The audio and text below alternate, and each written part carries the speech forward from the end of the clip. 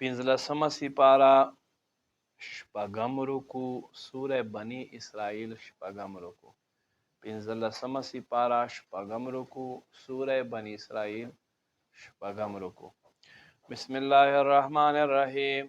وقل لعبادی یقولوا التي هي احسن.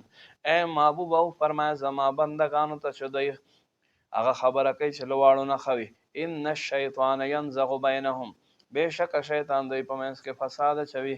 ان الشیطان کان للانسان عدوا مبینا. بېشکه شیطان د انسان ښکاره دشمن دی. ربکم اعلم بکم. د ستاسو رب په تاسو ښه پوهه دی.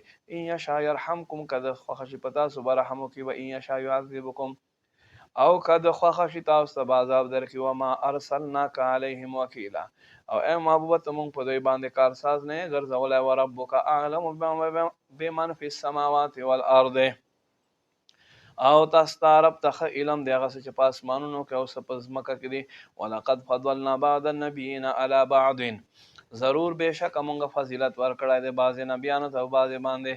وآتینا داود زبورا. او داود ته مونږ زبور ور عطا کړی.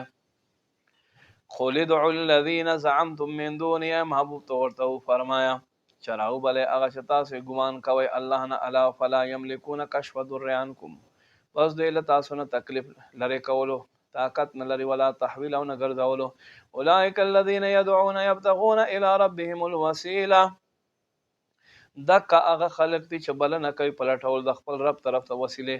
ایهم اقرب چې څوک زیات نږدې دی. ویرجو رحمت او امید لري. ویرجون رحمته او دوی دا مقبول بندگان د خپل رب رحمت امید لري. ویخافون عذابه او دا مقبول بندگان الله عذاب نه یریږي.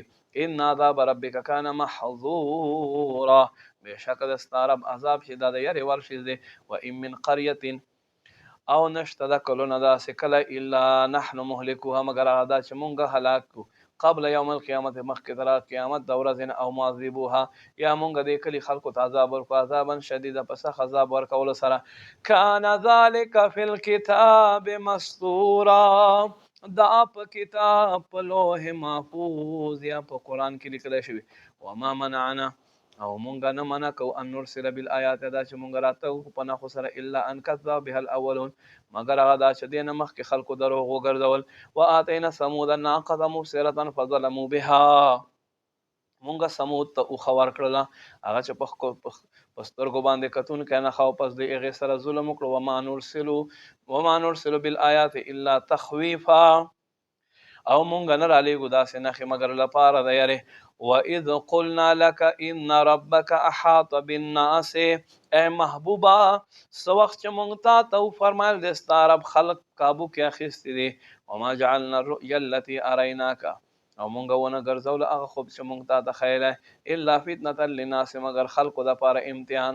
والشجرة الملعونة في القرآن او هغه ونه چې په قرآن کې لعنت کړلی شوې ده.